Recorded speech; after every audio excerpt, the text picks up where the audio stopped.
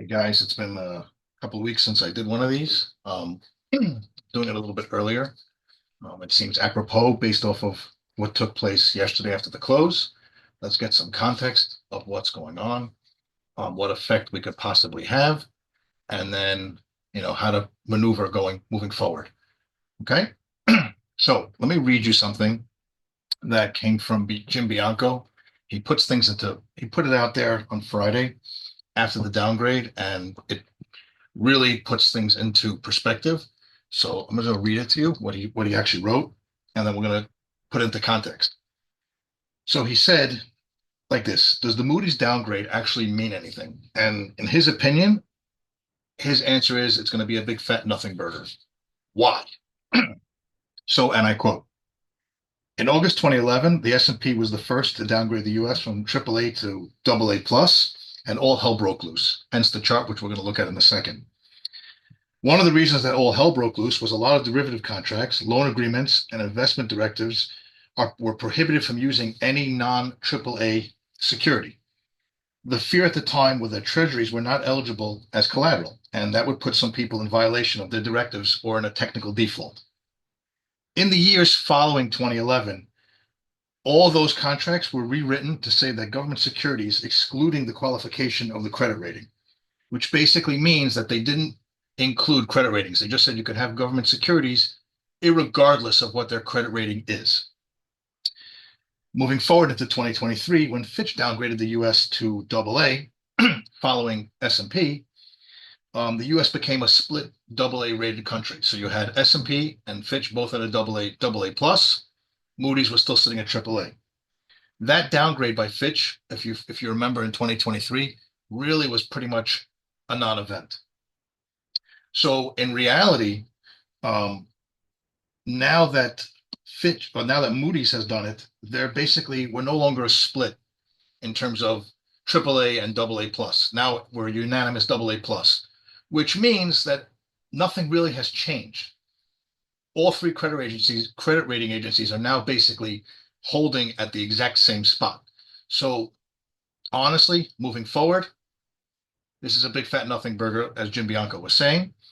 And I wouldn't really put much into it outside of a headline. So let's just look at what happened in 2011 and put things into context when S&P did it. The S&P downgrade in 2011 happened on August 5th. It was a Friday that it happened. And that's right here on this quasi doji type bar. But if you look at what was happening on the days prior to that downgrade, the S&P was going down, and it was going down pretty heavy.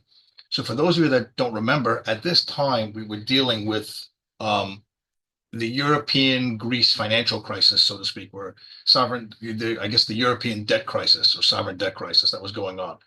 So when the downgrade happened, it was really after a huge move that had already taken place, where the market had, we had a Friday. Markets usually don't bottom out on a Friday. We bottomed out. We bottomed out on Monday, and then pretty much, yeah, we had a little bit of a kind of a retest of the lows, and that was pretty much it moving forward. And that was pretty much the low from 2011 and onwards. After that, we bottomed out in October, and we never looked back again, ever. What was interesting about that time was 1250, S&P 1250. I know it's hard to imagine S&P 1250 when it's almost 6,000 now. S&P 1250 was a huge, huge area at the time.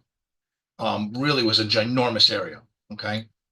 So let's just move forward now and go to where we are now. Okay. So now we're sitting at 59.58. We're going to pull up the SPY for a quick second because the SPY is a better illustration of it. So the SPY closed on Friday at 594.20. After this announcement came out, we were trading 588 and a quarter, which pretty much puts us back to right underneath Friday's lows. So all we did was just give back the entire day. Are we due for a pullback? 100%. Have we had a ginormous move off the bottom? 100%. So if you look at where we are, getting a pullback or a retrace down to 580, even 580, which would coincide with the 8-day, it does make sense. I mean, if you look, the market's been riding the 8-day all the way up. So why not? And to get a gap fill, potentially, potentially, there's definitely potential for that to happen. This could be the excuse. But if you're looking to say that the world is going to come to an end or that this downgrade is actually going to mean something, the answer is it's not going to mean anything. It's more of a symbolic downgrade. Their reasoning, you could look up why they downgraded. A lot of it is fiscal policy and where things are going to go. That's going to change a lot of, I think, where the big beautiful bill goes. I'm not sure if it's. I mean, I know that there was a vote over the weekend and it pretty much, or recently, and it didn't pass. So that's going to be a little bit of a challenge going forward. Um, Outside of that, I am not anticipating yields are going to spike. I'm not expecting anyone to start selling, outside of sovereign wealth funds, outside of the US to start selling their treasuries off of this downgrade. It's really a big fat nothing burger. So, I would just ignore it completely. Okay. Like literally ignore it. All right. So let's just get this back in order and let's get down to business. Okay. All right. So S&P, we had a big move off the bottom, obviously. Um, A lot of it's been driven by some AI stuff. Tech got back in focus. Um, we're back moving. There are some that are anticipating new highs on the year. I happen to not be in that camp. I don't think we're going to make new highs on the year. I think we're going to vacillate somewhere between, 56 and 6,000. I don't, unless something drastically changes, I don't really see it pushing. Again, anything can change. This is just my opinion. I don't see things really getting better until Q3, probably Q4. And then maybe we're starting to push new highs come then. I just at this point I don't really see it happening. Again, a lot of things would need to change in that regard. So I think that at this point retracements are viable. I do think that we will fill this gap. In general, indices don't like holes. Stocks, no problem, but indices themselves don't particularly like them. So I think that we're probably going to go back down here and fill this gap. The gap fill would be 57, let's say 5,700 fills the gap. That's probably what's going to happen now. And the way that we're computer driven, this can happen in 2 days. Who knows? I wouldn't base your decisions off the downgrade. The downgrade is not the reason to do it if you're going to sell. Okay. Other than that, the S&P does look great. Let's not kid ourselves. I mean, it's nice and clean. You get train, for those that are looking at moving averages, it's train tracking on the upside, so it does look amazing. I mean, there's really no reason not to buy it. And if you want to test the waters, you could try your first shot. Let's go to SPY. Let's go to SPY for a second. You could look at 581 would be your first try, in this 581, 582 area, to see what happens. You can test small. I ultimately do think that the gap is going to get filled. That I do think. Okay, let's just look at NDX quickly. Get through some things. Again, same kind of concept. If you look at the Qs, obviously the Qs closed at 521. Post market they're now at 514. So really, where are they? They're here. They're basically at Wednesday, Thursdays lows. We didn't take back Tuesday, so there's again, when there's no liquidity on a Friday when this happens, Friday 5 o'clock when this happens, there's no liquidity. Things are going to get pushed down. Let's not. But again, it also looks great. Same kind of pattern happening. You look at the NDX, which is what the Qs are based off of. It's the same. It's the same look. Everything. It looks great. Okay. Look at the Russell quickly. Russell is coming up against the 200. The Russell is really, when it gets to this 200, it's always a sloppy, choppy mess. I would like, ideally, for clues on what the Russell does to see if it's going to be risk on or risk off on Monday. Monday, Tuesday, that'll be your clue. I think the Russell, if anything, probably fills the gap quick first, and then everything else, and it kind of leads us lower to fill the gap, and then see where we're going to go. That's one clue I would be looking at. Obviously, SMH semis have been really what helped us, so that's why we're ripping like we did. I'm not going to go into all the pre-market moves. You can do it for yourself. You don't need to. You don't need me for that. But it's in this kind of resistance area. So I know we have NVIDIA coming up, not next week. I think it's the following week. I'm not sure. I'll have to double check that. Um, Look at gold. And look at the GLD for this. Okay, look at gold. So if you will notice, gold topped out when yields were ripping. And when everything kind of when the bond market was going haywire, and once the bond market calmed down, that's when gold basically, I don't want to use the word pulled in, but gold really pulled in based off of that. So I would be looking for clues on gold. Let's just look at a correlation for a second. Let's look at the 10-year for a second, okay? So if we look at the 10-year, let's do this. Hold on. Let's do this. Let's make this, let's do this. Let's do this the right way. Okay. We're going to go. Yeah, well, fine, we'll just use this. Okay. Here's the TNX. Pay attention to this. Whoops. Here's the 10-year rate, 10-year, and here's the GLD. Okay. I want you to just focus your attention here and here and over here. Okay. Look what happened. Okay. You had gold made a new high on 422. Where were yields? Yields were good. Yields were somewhat in the high upper end of the range. See that? See where gold was? See how that's working? Yields start to pop in. Yields basically on this move now bottomed out on 5-1. Let's see where gold was on 5-1. See where gold was? Okay. See that? So I would tell you focus if you're going to watch gold, just watch gold against the 10-year, against the yield, and just see where that's going. We're going to get back to that in a second into yields in a minute. Okay. Um, Whoops. So gold right now is at the 50. I'm not a gold guy, so I'm not really going to talk too much about it. But if you're watching gold, you're going to have to watch it against, you're going to watch gold against the 10-year. And I would also watch it, if you have futures access, I would watch it against um, what's it called? Um, the 30-year. I'm sorry, the 10-year treasury, which, let me just, second.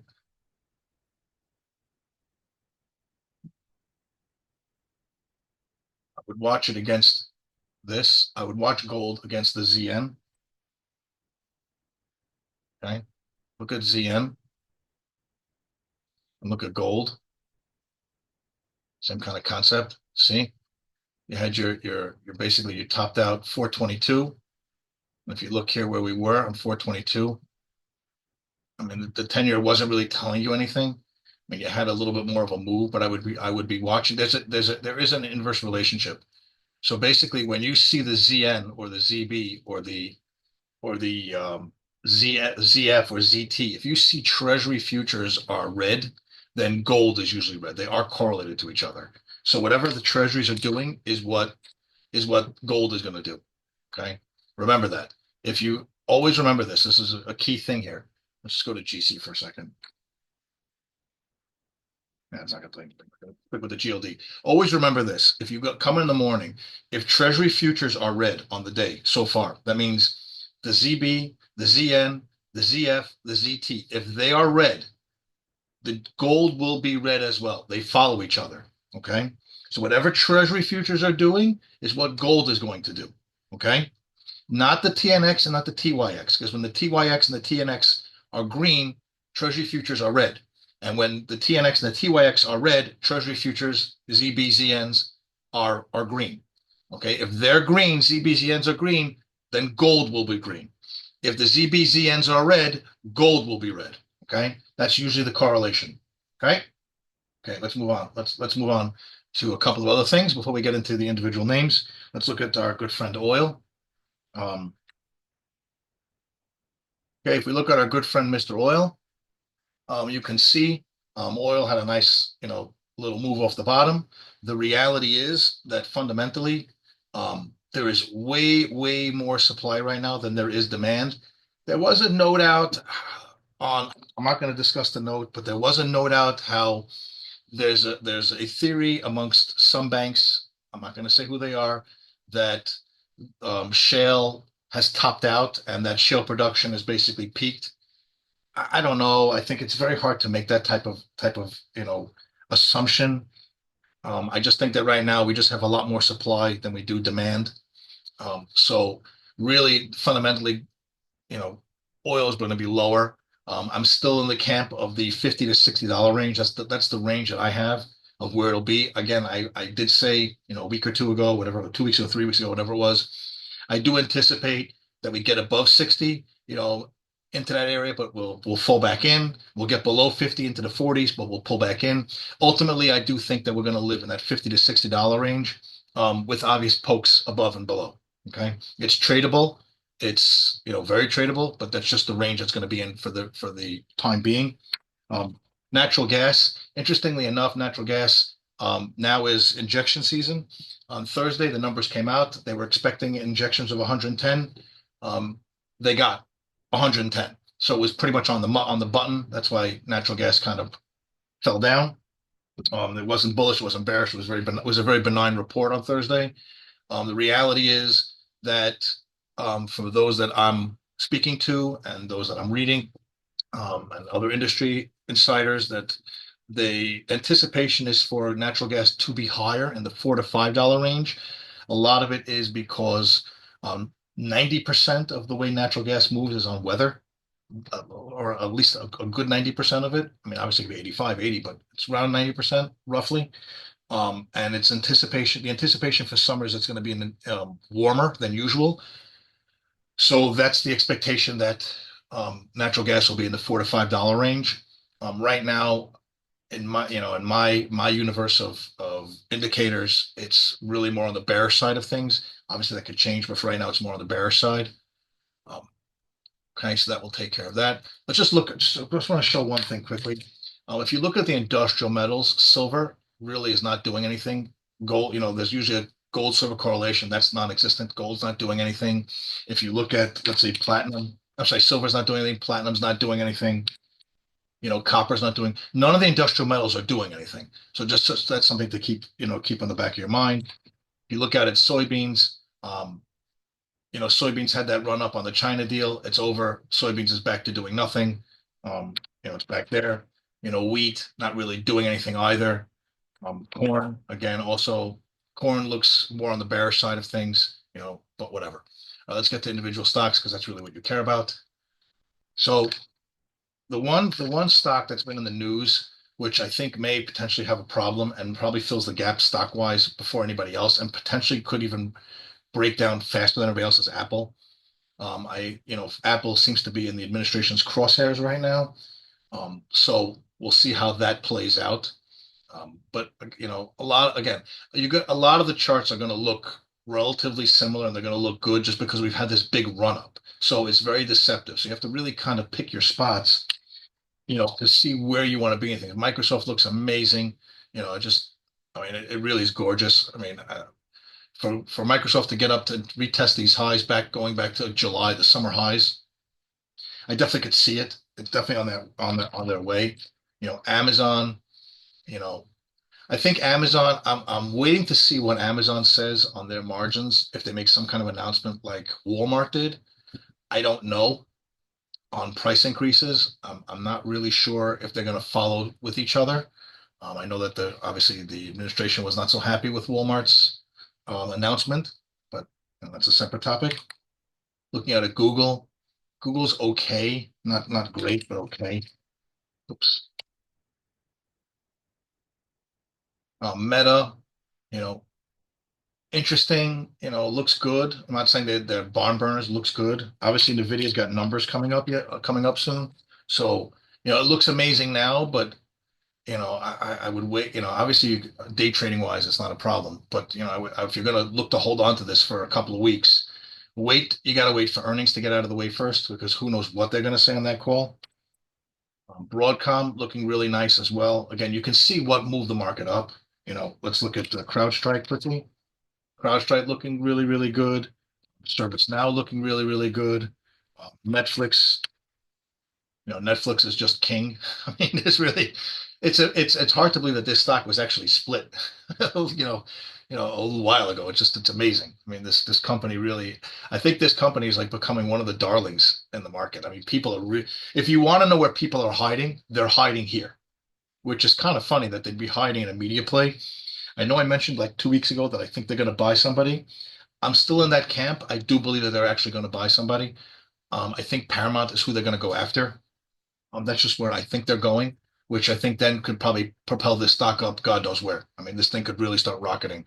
Obviously, on the day of an acquisition, the stock will go down. You know, share prices need to adjust for an acquisition announcement. But I mean, this stock just looks great. I mean, there's no other way of saying it. It just looks amazing. Let's look at the NYSE Fang index. I like that index a lot. NYSE Fang index. I mean, look how amazing that index looks compared to everything else. I mean, it's just wow. As if you want to put into context, let's just do this. Let's just put into context. Okay, here's like a grid. You have the S&P over here, S&P over here, NDX. Here is the SOX, and then you have the NYSE Fang index. I mean, that from a picture standpoint, I mean, this just looks out of everything. This looks great. I mean, this looks amazing. I love this index. I think it's the best indicator you could use. If you're day trading, I think this is probably the best indicator you could use is the NYSE Fang index. It's a cash-based index. You need the NYSE GIF feed to get that. That's the GIF feed. It stands for Global Index Feed. That's the only way you can get this index. It's not a tradable index, but it's probably the best indicator. If you're trading and you're trading stocks and you want to know where stocks are going, this is number one in my book. This NYSE Fang is number one, and then obviously S&P and then NDX, but this is number one. This drives both of these because of what's in it. Okay, so just a disclaimer of what's in it. We went through those stocks. That's what's in it. So now you can rewind to hear it. Let's just look quickly at Tesla. Um, I mean, it looks nice. It looks good. I think the company is one headline away from who knows what. Honestly, it's very hard to tell what this company's going to do. Um, and that's pretty much it going into this week. I would say that retracements make sense. We're definitely more on the. We'll just go up here a second. We're definitely more on the overbought side short term, not overbought overall, but overbought on the short term side. And we've had a big run where basically, what are we? Um, on the S&P, we are about 48, 15. We're almost 1,200 points from the bottom, and we've done it in how many weeks? So I mean, we've had a really ginormous move. So we're definitely more on the overbought side short term. Overbought does not mean that it can't keep going. Overbought just means we're overbought, but we can just keep going. So, as I always say, trade the market in front of you, not the one that you want. Um, I think it's going to be an interesting week. It's a very, very light week, data wise. There's really nothing really going on. Home Depot reports this week. I think Lowe's as well. So those are really the other two that are coming. That'll give us a little bit more insight into, I don't want to say the home builder, but how where consumers. I always look at those companies as a way to gauge where the consumer is because people feel good that they're doing improvements to their house. So just something I'll be looking out for. Outside of that, I hope you guys have a good week, and I'll talk to you soon. Oh, one other thing, I will be doing within the next. I don't know if I'm going to start it this week or next week. Within the next couple of weeks, I will be starting to do more derivative based explanation videos where it'll be into things where I've noticed that there's just no real content. So it'll be more trading crude, trading natural gas. When it's crude gasoline, heating oil, because everyone always talks about crude, but no one talks about gasoline or heating oil. Natural gas, which people for some reason are afraid of. Uh, we'll be talking about obviously the grains, corn, wheat, soybeans. Metals we'll get to, obviously metals, because everybody likes metals, gold, silver, platinum, copper. But what I did notice, which I think will be exciting for those of you, and hopefully you'll subscribe, hopefully, we'll be doing some videos on the softs, which there really isn't a lot of content on. The softs being cocoa, coffee, cotton, sugar, um, orange juice, things of that nature. Because just to kind of get more for people to get more familiar with it, I think one of the reasons that people are afraid of it or don't really know too much about it is because of the data fee, which to me, that's in my book, that's kind of, and for my group, they all know I feel this way. Um, Data cost should not be the reason why you're not in a market. But I think that because, the ICE markets are the data is at a premium compared to others, people just kind of shy away from it. But I think it'll be exciting. And I'm looking forward to seeing you. Okay, very good. Have a great night. Have a great week. And if anything changes, I'll do a midweek thing. But for right now, I think it's going to be a quiet week. Um, I think that we'll have the gap down on Monday. Congratulations, whatever. I don't know. Buyable, not buyable. I'll leave that up to your own discretion. Um, I laid out the case for why there should be a retracement and where we could go and the gap fill, etc. But if we don't, we don't. Markets are going to do what they're going to do. All right. Take it easy. Have a great week.